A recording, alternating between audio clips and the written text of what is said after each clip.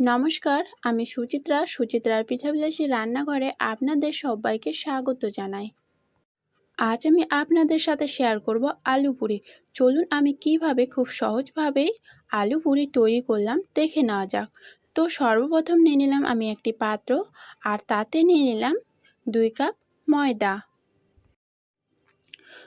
2 cup ময়দা নেওয়ার পরে নিয়ে নিলাম আমি মোটামুটি 2 থেকে 3 চামচের মতো সর্ষের তেল, আর তারপরে নিয়ে নিলাম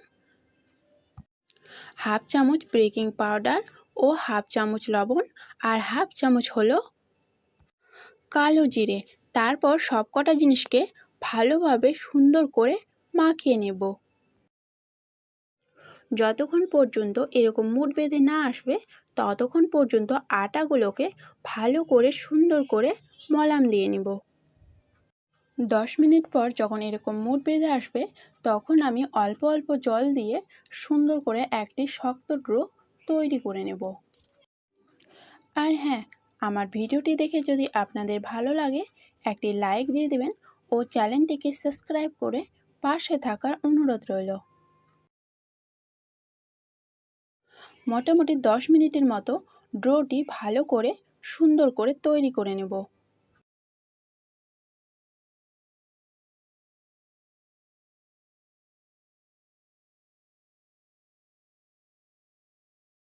এখন আমার ডোটি অনেকটা রেডি হয়ে এসেছে, তাই আমি 10 মিনিটের জন্য রেস্টে রেখে দিলাম।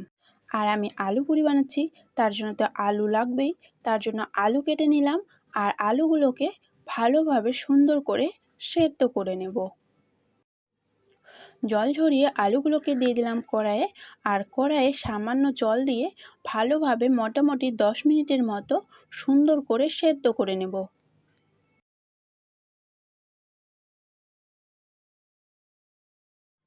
আলুগুলো এখন প্রায় অনেকটাই সেদ্ধ হয়ে এসেছে, তাই আমি একটি ছাঁকুনি হাতার সাহায্যে এবার আলুগুলোকে উঠিয়ে নিলাম। তারপর নিয়ে নিলাম একটি কড়াই, আর কড়াইয়ে দিয়ে দিলাম সর্ষের তেল, আর তারপর দিয়ে দিলাম ফোড়ন হিসাবে জিরা ও পেঁয়াজ কুচি, আর তার সাথে দিয়ে দিলাম 2 থেকে 3টি কাঁচা লঙ্কা। তারপর সবকটা জিনিসকে ভালোভাবে লালচে লালচে করে ভেজে নেব।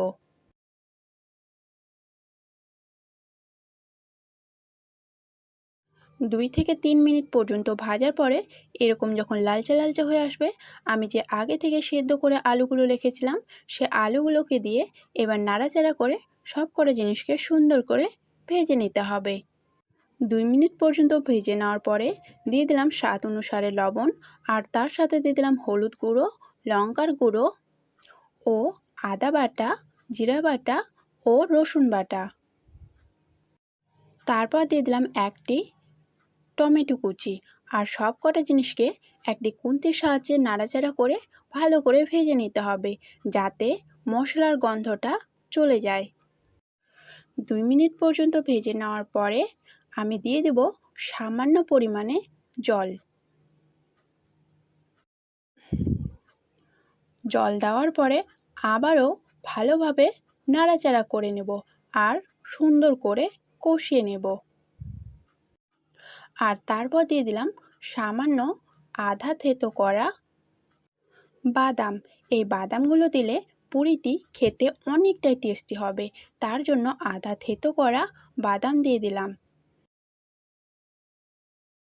তারপর আমি নিয়ে নিলাম একটি ডাল ঘাটার, আর ডাল ঘাটা দিয়ে আলুগুলো যে গোটা গোটা হয়েছিল সে আলুগুলোকে ভালোভাবে মিক্স করে নেব। আর মিক্স করা হয়ে গেলে আবারও খুন্তির সাহায্যে ভালোভাবে নাড়াচাড়া করে সুন্দর করে কষে নেব।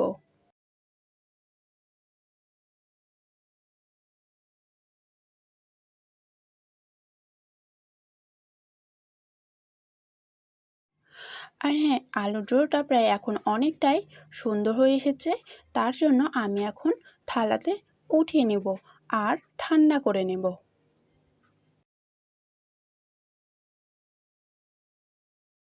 আমি যে আটার ডোগুলো রেস্টে রেখেছিলাম, তারপরে আবারও 10 মিনিটের মতো ভালো করে হাতের সাহায্যে মাখিয়ে নিলাম। তারপর আমি ছোট ছোট করে লেচি কেটে নিলাম। তারপর হাতের সাহায্যে আলুর পুরগুলোকে ঢুকিয়ে নিলাম, আর মুখটাকে ভালোভাবে সিল করে নিলাম। একই রকমভাবে বাকিগুলোকেও তৈরি করে নিলাম।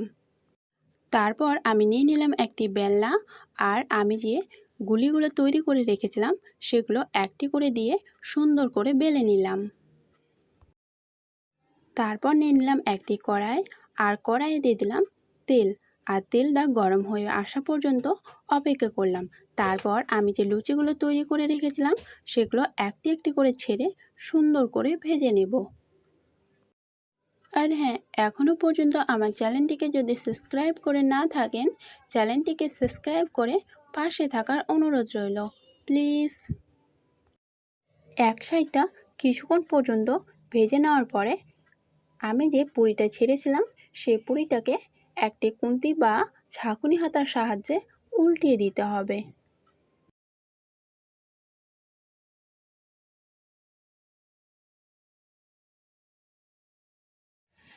দেখতে পাচ্ছেন তো কত সুন্দর ফুলকো ফুলকো হয়ে উঠছে।